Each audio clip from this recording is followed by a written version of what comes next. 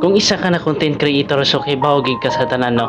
So di ka masakitan sa imuha mga gipandawon sa imuha mga tao kag dili nimo pamatian kung unsa magkakaron kay ikaw man na kay bawo sa imuhang kaugalingon kung unsa ka. Kaya kung may nagbasa imuha o nagsuod ka bagong content creator, so ayaw pada sila mga taong tagalunod sa imuha, ayaw pada sila mga tao na ginalunos ka o ginahila ka pa ubos o ginabira ka pa ubos na dili ka ginasuportahan. Ayaw ka bala ka makilala kanila pohon pag ikaw ay naging sikat na dinhi sa social media, no?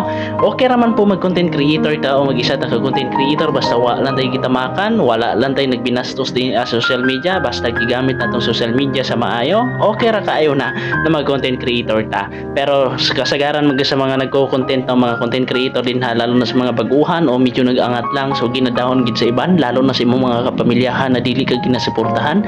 Pero may mga tao pod na tagalantaw sa imuhang kaayuhan o galantaw ka dinhi na kailangan nila na suportahan ka, pero ang nakakita na tuog nakalantaw nato ay mga ibang tao. Nakaibaw baka na tanan na natagasuporta sa imuha ibang tao bukod sa imuhang mga kaigsuunan o sa imuhang mga kahigalaan. So mas maayo pagkahit kuno ang iban na tao kay makabang pa sa imuha sa pagsuporta dinhi na mag-isang ganap ka na content creator.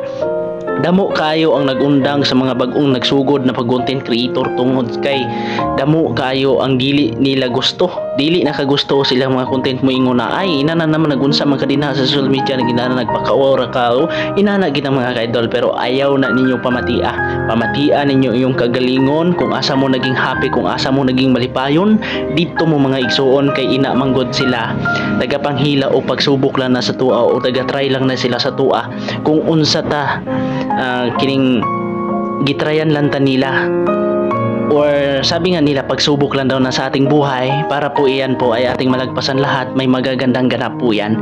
Kaya mga kadol, mga kaibigan, sa mga bagong content creator po dyan, huwag kayong masasaktan sa mga sinasabi ng iba. Tatanggapin mo po yan. Pag nandito po tayo sa social media, dapat malakas yung loob natin at nagiging matatag tayo sa lahat ng mga sinasabi ng ating mga kaibigan. Huwag kayong mag-alala sa mga buzzer na yan kasi natural lang po talaga yan dito po sa buhay ng social media. Pag ikaw po ay nagiging malagpasan mo lahat po yung mga pagsubok na nandito na naramdaman mo ngayon o nasasaktan ka sa mga ibang sabi ng ibang tao bukod sa pagiging content creator mo, yun po, pag nalagpasan mo, siguradong content creator ka na. Yes, true po yan mga kadol, mga kaibigan. Ayan, so nagsasabi po, this is your DJ Kawayan. Dito na lang po. Thank you so much all and magandang hapon.